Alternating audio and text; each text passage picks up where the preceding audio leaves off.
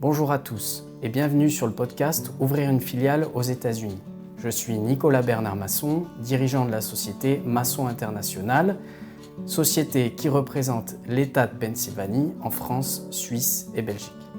Pour l'épisode 1, nous accueillerons le docteur Alain Morta qui est en charge des investissements directs étrangers pour l'État de Pennsylvanie.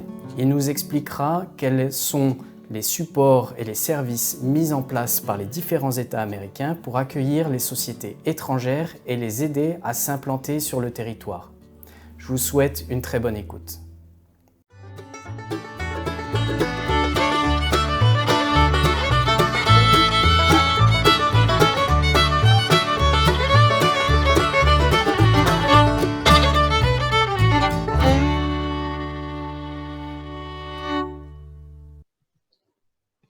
Donc aujourd'hui, on a le plaisir d'accueillir le docteur Alain Morta, qui est Manager of International Business Attraction and Retention du département économique de l'État de Pennsylvanie. Donc déjà, merci beaucoup Alain de nous rejoindre. Merci Nico, merci de m'avoir invité. Est-ce que tu peux nous faire peut-être une petite présentation de ton rôle actuel et de tes missions au sein de l'État de Pennsylvanie? Merci, comme tu l'as dit, je suis le manager de International Business Attraction. Donc, mon boulot, c'est beaucoup plus l'aspect international. Je gère les projets d'investissement qui nous parviennent de la part de nos représentants de l'extérieur, y compris toi, Nico, qui nous représente en France, Belgique et en Suisse. Donc, quand ces projets arrivent, nous les gérons et nous accompagnons ces projets jusqu'à maturité. Ok, très bien. Très bien, merci pour ta présentation. Je voulais revenir un petit peu sur ton parcours professionnel, ton parcours de vie. Est-ce que tu pourrais nous en dire un petit peu plus là-dessus et nous donner des précisions? Sans problème. Mais là, je suis originaire du Tchad. Je suis né au Tchad. J'ai grandi au Tchad. Et le Tchad étant un pays francophone, donc nous parlons français comme la première langue. J'ai fait mes études au Tchad et ensuite au Burkina Faso où j'ai fait 2 maîtrises. Du Burkina Faso, je suis arrivé ici aux États-Unis. Et là, aux États-Unis, j'ai refait un MBA à Penn State. J'ai fait un doctorat aussi en Business Administration à l'Université de Phoenix. J'ai été directeur des opérations, c'est ce qu'on appelle en termes en français DAF, directeur administratif et financier, où je gère tout ce qui est contrat, tout ce qui est administration et finances de mon département. Je l'ai fait de 2008 à 2014. Et puis ensuite, j'ai changé de poste. Là, je suis maintenant le manager des investissements étrangers. Et depuis combien de temps tu travailles avec un État américain? Avec l'État américain, ça fait déjà 14 ans que je travaille avec l'État américain. Ouais, 14 ans. Est-ce que tu pourrais nous parler peut-être un petit peu brièvement de ton rôle de directeur des opérations internationales, un petit peu avant ta gestion des investissements internationaux? Mon rôle principal en tant que directeur des opérations internationales, c'est gérer les contrats avec nos représentants extérieurs. Comme toi, par exemple, nous avons des représentants que nous recrutons. Ils sont un peu partout au monde. Et là, nous avons des contrats que nous tissons avec eux, des contrats de 5 années renouvelables. Donc, je gère ce contrat avec nos représentants de l'extérieur. Je gère également les budgets de mon département et puis ensuite le budget que nous donnons à nos partenaires locaux pour aider les entreprises de la Pennsylvanie à pouvoir exporter leurs produits à l'extérieur. Donc, tout ce qui est gestion administrative et financière, en fait, c'était ça mon rôle. Pour commencer un petit peu cette interview, je voulais commencer celle-ci par une initiative fédérale. Donc là, ne pas tout de suite rentrer dans le thème des États, mais vraiment parler de cette initiative qui s'appelle Select USA.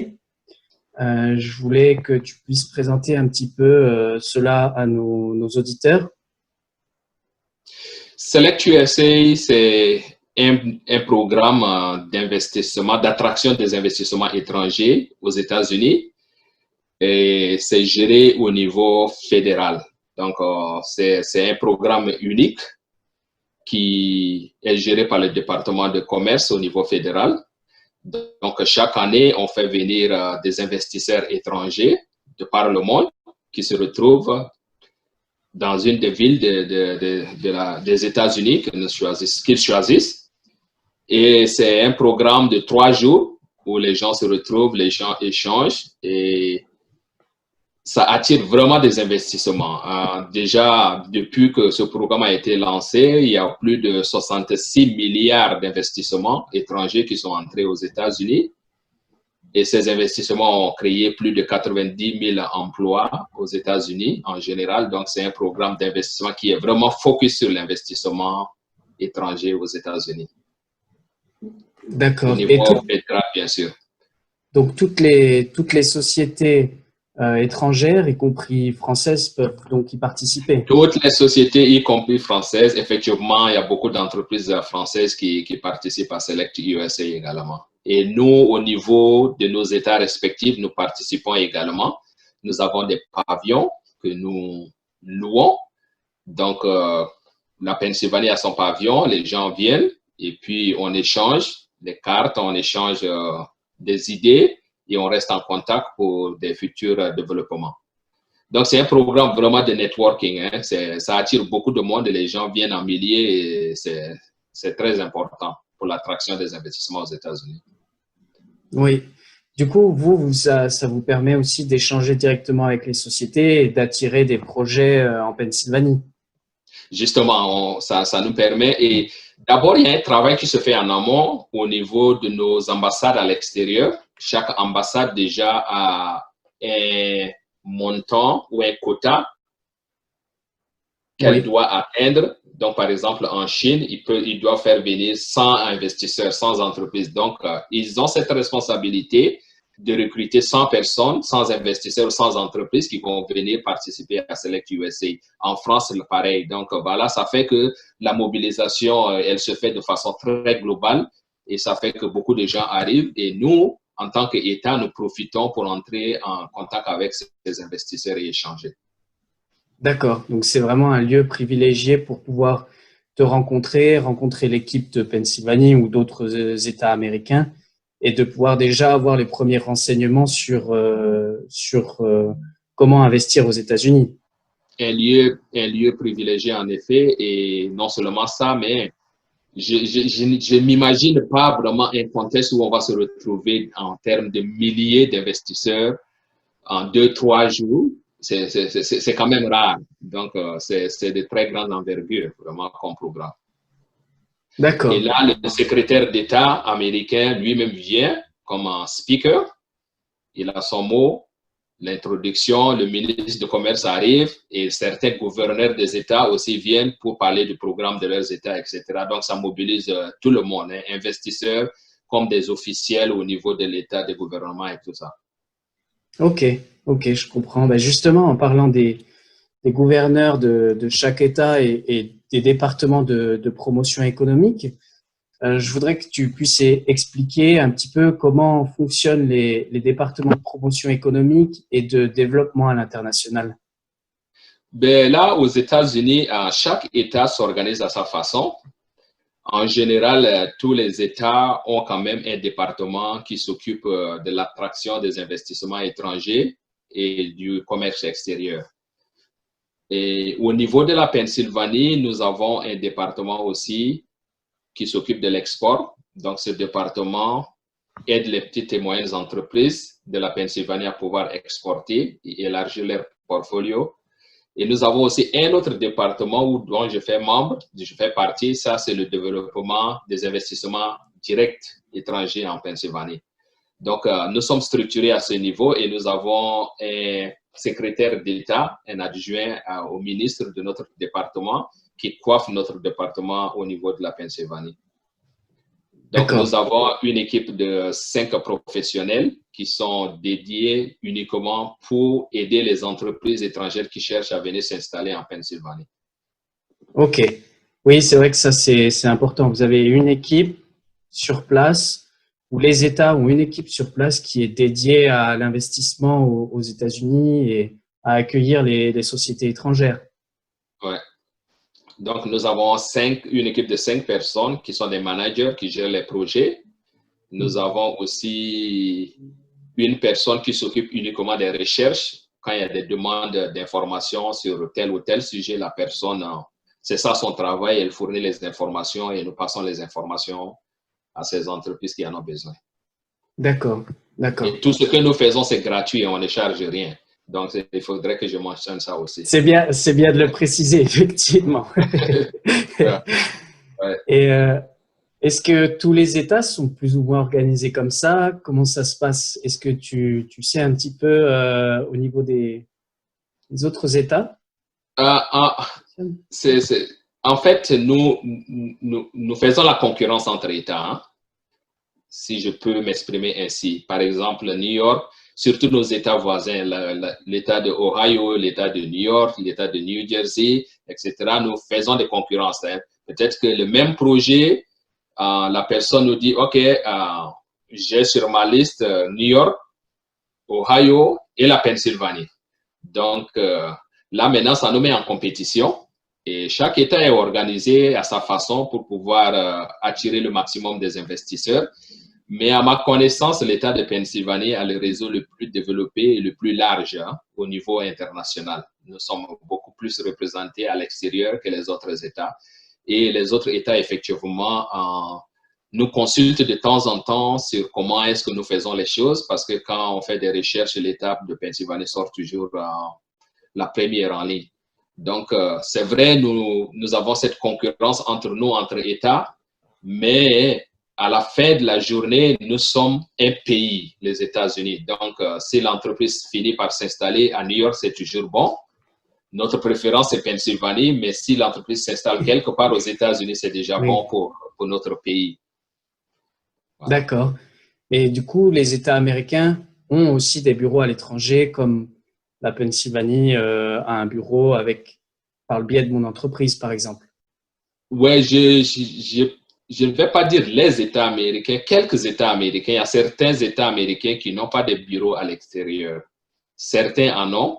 Et, par exemple, nous, en Pennsylvanie, nous avons beaucoup de bureaux à l'extérieur. En France, par exemple, nous avons Monsieur Nicolas Masson qui nous représente en France. Donc, tu couvres effectivement la Belgique, le côté francophone de la Belgique et la Suisse. Nous avons beaucoup plus de bureaux en Europe et en Asie, mais pas en Afrique, par exemple. Donc, parce que la sélection, c'est par rapport à la capacité de ces pays-là d'avoir des entreprises qui sont capables d'investir ici aux États-Unis. Oui. Donc, nous choisissons par rapport à ça. Le poids économique des États compte dans le choix d'installation de nos représentants à l'extérieur. Et aussi, un point important, nous choisissons des locaux. Ça n'a pas de sens pour nous d'envoyer quelqu'un de la Pennsylvanie pour aller nous représenter en France, par exemple. Il faudrait un ressortissant français qui nous représente en France, un ressortissant chinois qui nous représente en Chine, etc. OK. Parce que vous y voyez plus d'avantages, c'est plus pratique pour les sociétés étrangères qui veulent vous contacter. Voilà, c'est plus pratique comme ça. L'aspect culturel aussi compte dans ce que nous faisons. Donc, les cultures sont différentes et tout, donc voilà. Et justement, au niveau du support qui est fourni par les États américains, j'aimerais bien qu'on rentre un petit peu plus dans le détail et dans les aspects pratiques. C'est vrai que vous mettez à disposition tout un panel de services auprès des sociétés étrangères. Et j'aimerais justement qu'on en discute petit à petit et qu'on fasse le point sur chacun de ces grands services avec toi. Je pense que c'est une chose que la majorité des États américains fournissent. C'est exact? Oui. C'est ça. Ouais. Et le premier service en question dont tu m'as parlé, ce sont les les informations économiques. Lorsqu'une société étrangère veut s'implanter, vous les aidez justement à trouver de l'information sur votre État. C'est ça. Voilà, parce que en fait, c'est nous ici en Pennsylvanie, je veux parler de la Pennsylvanie d'abord. Nous comprenons que prendre une décision de venir s'installer à l'extérieur, c'est une des grandes décisions qu'une entreprise est appelée à prendre. Donc, nous prenons les choses de très au sérieux et nous fournissons le maximum d'informations afin que cette entreprise arrive à prendre une décision éduquée dans ce sens. Et nous commençons d'abord par fournir des données économiques à l'entreprise parce que ce n'est pas évident que l'entreprise connaisse tout ce que nous avons comme atout économique ici en Pennsylvanie. Donc, en fonction des besoins de l'entreprise, nous fournissons des informations, que ce soit des statistiques sur l'emploi en Pennsylvanie, des statistiques, par exemple, sur les différentes industries en Pennsylvanie, des statistiques sur les salaires, des statistiques également sur les taxes, etc., que nous fournissons à ces entreprises afin qu'elles puissent avoir tout ce qu'elles ont comme besoin d'informations. D'accord, d'accord. Est-ce que c'est différent d'une étude de marché? C'est différent d'une étude de marché. Nous ne faisons pas une étude de marché pour l'entreprise en tant que telle, mais nous fournissons des informations économiques concernant notre état à cette entreprise. OK, voilà. Pour faciliter la prise de décision, oui. Pour faciliter la prise de décision, exactement. Ouais. D'accord. Et suite à cela, vous les aidez aussi à trouver des sites d'implantation, des bureaux? Oui, nous assistons aussi dans le choix, dans la sélection, par exemple, des sites d'implantation. Et ce que nous demandons comme information de la part de l'entreprise ou de l'investisseur, c'est d'abord nous donner un peu des critères du lieu qu'il cherche.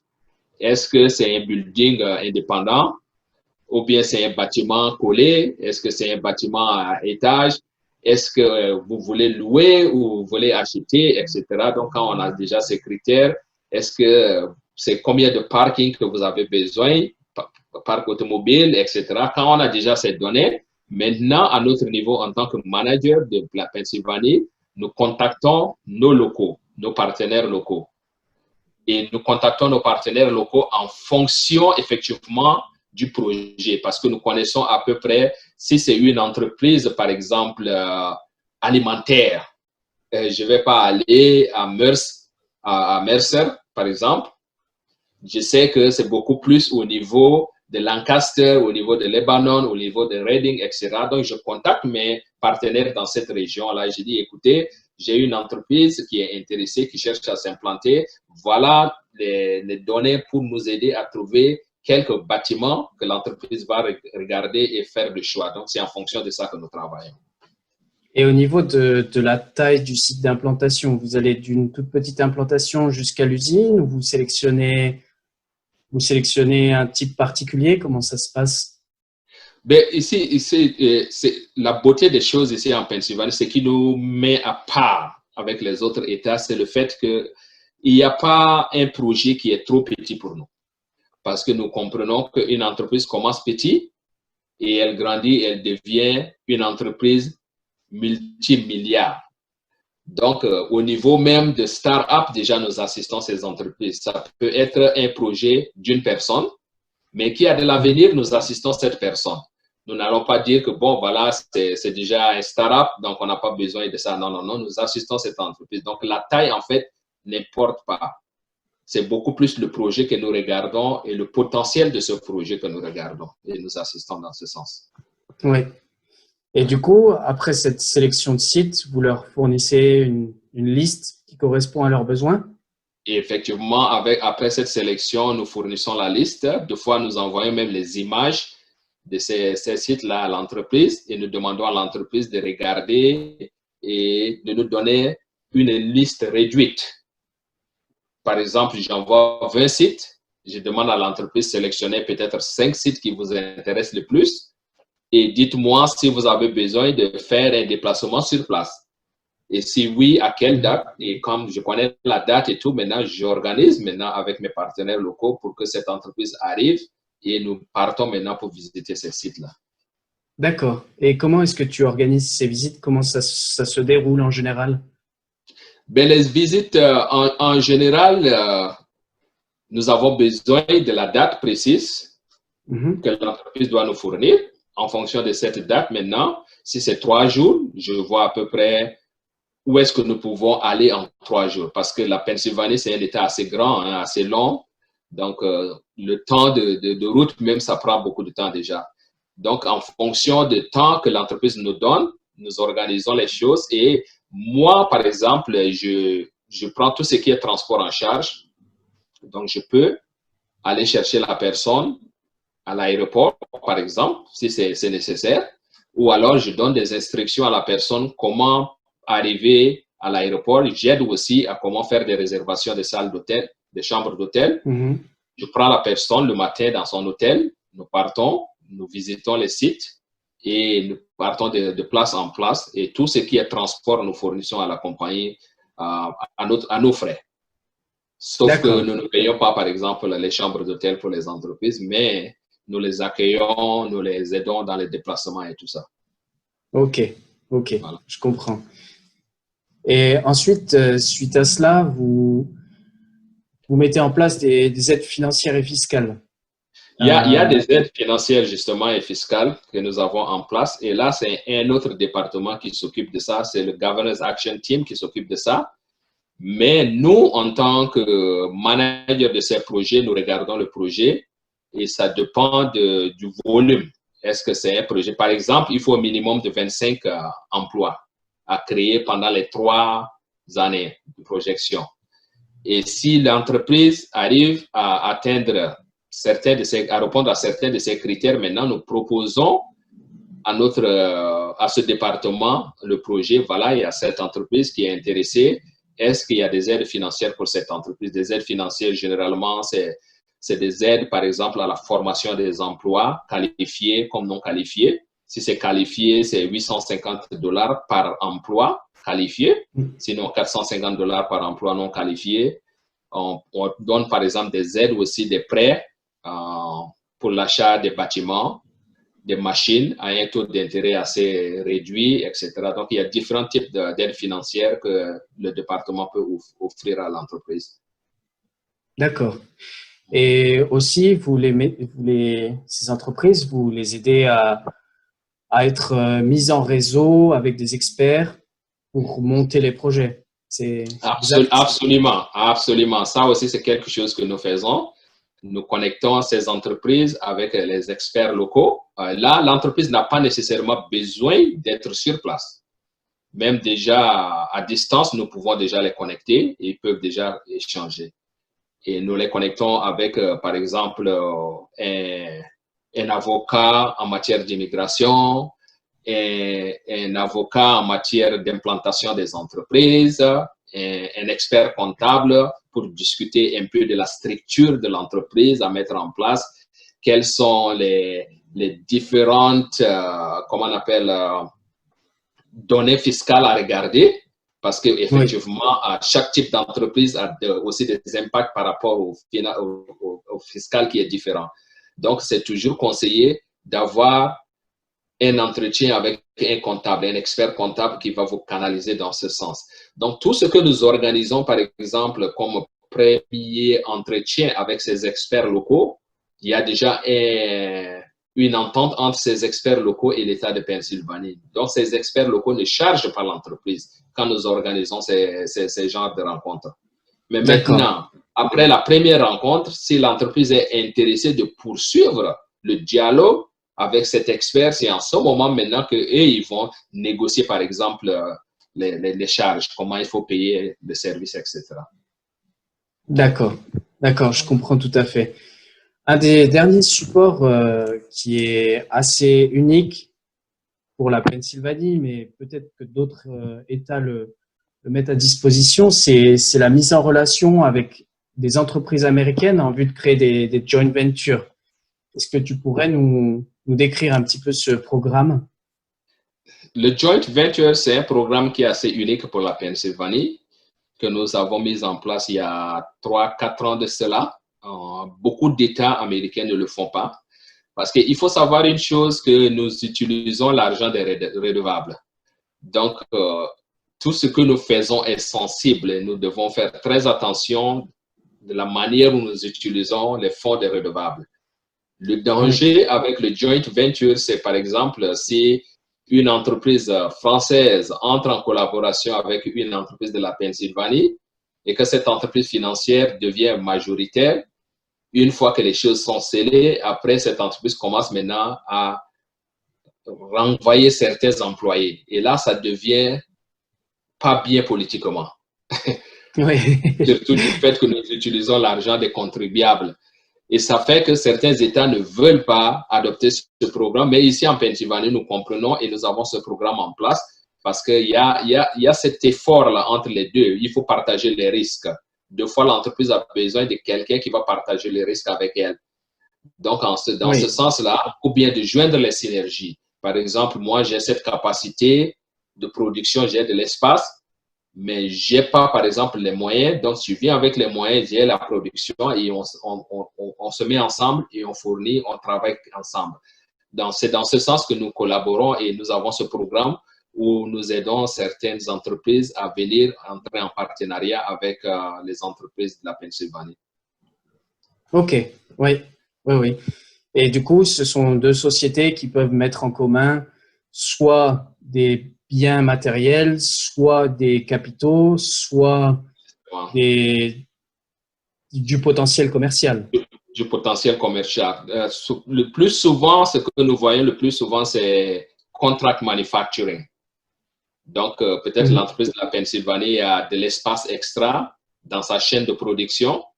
Et au lieu que l'entreprise française ou étrangère vienne avec ses machines, elle peut déjà entrer en collaboration avec cette entreprise qui a de l'espace extra, utiliser ses machines et produire. Donc, ça réduit, ça permet à l'entreprise de minimiser ses coûts d'investissement initial. Et donc, c'est un partenariat gagnant-gagnant pour ces entreprises. Oui. Voilà. Oui. Justement, je voulais passer au sujet de ce que vous ne faites pas pour être plus clair avec ceux qui nous regardent et ceux qui nous écoutent. Il y a certains types de services qui vous sont parfois demandés que vous ne réalisez pas. Effectivement. Ouais. Pardon, vas-y. Quels sont-ils, tout simplement? Ah, ok. Par exemple, la recherche de la clientèle. Ça, c'est quelque chose que nous ne faisons pas parce que c'est pas notre travail. Ça, c'est le travail de l'entreprise à développer sa base clientèle. Les études de marché approfondies, par exemple, ce ne sont pas des choses que nous fournissons. Nous pouvons fournir des données économiques initiales à l'entreprise pour lui donner déjà une idée de ce qu'il y a comme potentiel, comme atout ici en Pennsylvanie pour elle, mais nous n'entrons pas dans l'étude du marché en tant que tel pour cette entreprise-là. Ou bien rechercher, par exemple, des investisseurs pour cette entreprise, nous ne faisons pas, mais nous pouvons aussi les mettre en contact, par exemple, avec d'autres entreprises qui seront intéressées ou bien, dépendant du projet, si c'est un projet assez costaud, assez sérieux, nous pouvons, dans ce cas-là, essayer de voir des venture capital, que nous les mettons en contact. Et c'est à eux maintenant d'échanger, mais nous fournissons ce contact. Ça dépend, ça, c'est de cas par cas. C'est pas quelque chose qu'on explique catégoriquement. Nous pouvons le faire, mais cas par cas, par exemple, pour la recherche des investisseurs. Oui, je comprends. C'est plus ponctuel. Voilà. Et du coup, au niveau des projets, comment est-ce que vous gérez les projets? Comment est-ce que vous les accueillez en termes de données que vous leur demandez? Bon, en matière de gestion des projets, je voudrais d'abord insister sur l'aspect de confidentialité. Oui. Tous les projets que nous les gérons de façon confidentielle. Donc, l'information reste à notre niveau. Et quand nous partageons avec nos partenaires locaux, parce qu'à un moment donné, nous travaillons avec nos partenaires locaux, nous insistons du fait que ce projet est confidentiel.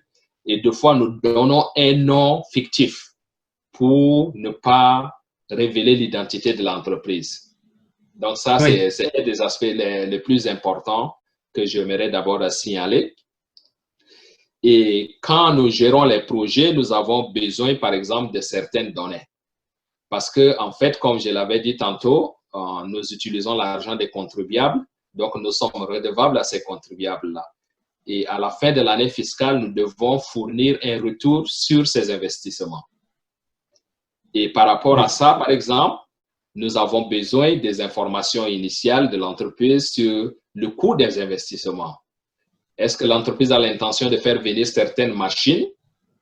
Quel est le montant, par exemple, de ces machines-là que l'entreprise a besoin de faire venir? Est-ce que l'entreprise a besoin de construire ou bien de rénover, de modifier le bâtiment? À quel coût? Nous avons besoin de savoir cela. La main-d'œuvre, quel genre de main-d'œuvre l'entreprise entend recruter? Nous avons besoin. Donc, ça nous donne une idée sur le coût des investissements de ce projet-là. Ça, c'est la première des données que nous en avons besoin. Voilà. Oui. Ensuite, vous regardez aussi au niveau des emplois, le nombre d'emplois qui est créé, le type d'emploi aussi. Justement, ça aussi, c'est un des critères assez importants dans la matière de gestion des projets, le nombre d'emplois, parce qu'effectivement, c'est beaucoup plus ça que nos députés regardent. Parce que chaque année, ils votent le budget et ils regardent, mais OK, pour ce département, qu'est-ce qu'on a gagné? Quels sont les effets bénéfiques de notre investissement de l'année passée? Donc, à chaque année, nous fournissons ces données. Nous avons besoin également de la création d'emplois. Combien d'emplois nous avons aidé à créer ici en Pennsylvanie au travers de ces projets qui sont venus s'installer en Pennsylvanie. Et nous catégorisons également ces projets-là en matière de la main-d'œuvre banale ou bien de la main-d'œuvre qualifiée, les blue collar et les white collar. Nous qualifions cela. Donc, les projets, par exemple, une entreprise peut venir s'implanter en Pennsylvanie. C'est une entreprise de très forte technologie, de 10 emplois, mais des emplois très qualifiés, par exemple des ingénieurs. Cette entreprise est mieux appréciée qu'une autre entreprise qui crée, par exemple, 100 emplois, mais que de la main-d'œuvre banale. Donc, quand tu essayes de regarder un peu, c'est vrai, on a recruté beaucoup de gens, mais en matière de salaire et en matière de taxes que ces employés payent à l'État de Pennsylvanie, l'État de Pennsylvanie gagne plus avec cette entreprise qui a recruté 10 ingénieurs que l'autre qui a recruté, par exemple, 100 emplois blue-collar. Donc, c'est un peu tout ça là. Mais en réalité, nous avons besoin de ces données blue-collar comme white-collar. D'accord. Et aussi, il y a une dimension pas que quantitative avec le nombre, il y a aussi une dimension qualitative bien faite pour la communauté. Voilà. Ça aussi, c'est un point assez intéressant. La Pennsylvanie, c'est un État assez large et diversement développé. Il y a des endroits qui sont très développés, par exemple Pittsburgh et la région de Philadelphie. Au centre aussi, c'est moyennement développé, mais à l'extrême ouest, par exemple, c'est pas très, très développé. Donc, nous regardons également quels sont les effets sociaux bénéfiques de chaque projet. Alors, s'il y a un projet qui veut s'installer dans une zone qui a besoin d'être développée, ce projet-là a beaucoup plus l'attention de nos responsables qu'un projet qui veut, par exemple, s'installer à Philadelphie. Oui. À la limite, c'est une question d'offre et de demande. Il y a beaucoup d'entreprises qui veulent s'installer à Philadelphie, beaucoup qui veulent s'installer aussi à Pittsburgh, par exemple, pour bénéficier effectivement de la structure en place. Donc là, la demande est supérieure à l'offre, n'est-ce pas? Oui. Donc, ce que nous donnons comme incentive, c'est totalement différent de là où nous avons vraiment besoin qu'une entreprise vienne s'installer. Il y a des zones où nous avons besoin des entreprises de manufacture de venir s'installer. Et là, le Governors Action Team a cette marge de manœuvre qui les permet d'aller au-delà pour pouvoir attirer cette entreprise dans cette zone-là. Donc, effectivement, nous regardons les effets sociaux bénéfiques de chaque projet. Oui. Et aussi, à ce titre, les États américains ont mis en place des opportunity zones, des zones ou des sites qui permettent d'avoir des réductions de taxes. Des réductions de taxes, par exemple, nous, ici, nous avons le KIE, qui est le Keystone Innovation Zone. Donc là aussi, ce sont des entreprises qui s'installent dans certaines zones où il y a des industries, il y a des universités qui sont implantées. Donc l'idée, c'est que ces entreprises collaborent avec ces universités tout autour, développer cette synergie-là pour créer encore des choses. Donc, il y a beaucoup d'avantages par rapport à ça. Il y a Keystone Opportunity Zone aussi, qui, par exemple, donne des réductions des taxes, tout ce qui est taxes locales, tout ce qui est taxes étatiques à ces entreprises quand elles s'installent dans ces zones-là. Donc, il y a aussi ce programme que nous mettons en place effectivement pour attirer ces entreprises vers ces zones-là. D'accord, oui. Ouais. Ce sont aussi des choses qu'on retrouve dans d'autres États. Hein, oui, il y a d'autres États aussi qui ont ce programme-là aussi. Ouais. D'accord. Est-ce que tu aurais peut-être voulu discuter d'un exemple de projet qui te passe par la tête pour expliquer un petit peu le cheminement de tout ça? Est-ce que tu as un exemple en tête peut-être à partager? Les exemples, il y en a tellement. Sinon, nous ne baissons pas les bras. Et comme je l'ai dit au début, tout projet est important pour nous.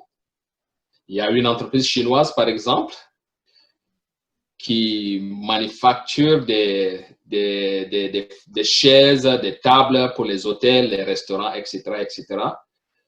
Cette entreprise réalise 80% de son chiffre d'affaires ici aux États-Unis. Donc, ça fait déjà plus de 10 ans que nous courons derrière cette entreprise-là. Wilfred Moskin, qui était l'ancien député secrétaire, a visité cette entreprise en Chine. J'ai également visité cette entreprise en Chine. Et cette entreprise est finalement arrivée en Pennsylvanie après avoir reporté leur visite plusieurs fois. Elle est arrivée l'année passée, en novembre. Et malheureusement, le COVID est en train de retarder les choses. Donc, mais nous, comme je l'ai dit, nous ne baissons pas les bras. Nous prenons des projets très au sérieux. Tout projet est important à nos yeux. Voilà. Oui, c'est bien. Vous êtes tenace. Tenace. Voilà. Et par exemple, justement, pour cette entreprise, nous sommes en compétition avec South Carolina. Donc, nous mettons du paquet pour vraiment gagner ce projet en Pennsylvanie. D'accord, ça c'est important aussi d'avoir justement un petit peu cet esprit de compétition et de mettre le paquet, d'être tenace et de continuer. Ouais, parce que nous avons la matière première. La Pennsylvanie, c'est un des États qui a beaucoup de bois. Et la zone où il y a de bois, il n'y a pas assez de manufacture là-bas. Donc, nous voulons effectivement avoir une entreprise qui va s'installer dans cette zone. Et là, ça me ramène sur l'effet socio-bénéfique de chaque projet. Voilà pourquoi, des fois, nous prenons des projets très au sérieux. D'accord. Merci beaucoup, Alain. Je voudrais maintenant passer un petit peu sur le mot de la fin et conclure sur ton intervention. Tout d'abord, merci. Merci d'expliquer un petit peu comment… Nicolas. À moi de vous remercier. Et puis, merci d'expliquer un petit peu le fonctionnement des États américains et comment ces États peuvent aider les sociétés françaises. Donc, les sociétés françaises qui seraient intéressées, elles peuvent te retrouver sur LinkedIn? Oui, je suis sur LinkedIn. Alain Morta, je suis là-bas. On peut aussi m'envoyer un email à amorta@pa.gov. Ouais, on peut m'envoyer un email aussi. OK. On n'a pas parlé d'une chose. Je voudrais peut-être aussi en profiter pour te donner un petit moment. C'est que tu es aussi auteur et que tu as tes livres disponibles. Ouais, je suis auteur. J'ai écrit 2 livres. Le premier livre, je l'ai intitulé A Blessing to be an American, où j'ai relaté un peu mon parcours en tant que ressortissant du Tchad, quelqu'un qui n'a jamais rêvé de devenir américain un jour et qui a atteint le rêve américain. Donc, c'est un peu mon parcours. Ce livre est disponible sur Amazon. J'ai aussi écrit un autre livre sur la mauvaise gestion de mismanagement in African government. Donc, ça, c'est un sujet de ma thèse de doctorat et j'ai transformé cela aussi en livre. Donc, ce livre est également disponible sur Amazon et d'autres sites. Voilà. Super. Voilà, comme ça, les personnes qui nous regardent ou nous écoutent peuvent te retrouver ou lire tes différentes publications. Merci encore Alain. Pour tous ceux qui souhaitent avoir une copie du PowerPoint et qui souhaitent consulter la vidéo, elle est disponible sur le site ouvrir une filiale aux États-Unis.info. N'hésitez pas à vous abonner, que ce soit sur YouTube, Spotify ou iTunes, ou même sur Anchor.fm. Et puis, si cela a été utile, n'hésitez pas non plus à laisser une bonne appréciation ou un pouce bleu sur YouTube. Voilà. Merci encore Alain et puis merci beaucoup. Merci bien. À très bientôt. À très bientôt. Au revoir. Merci.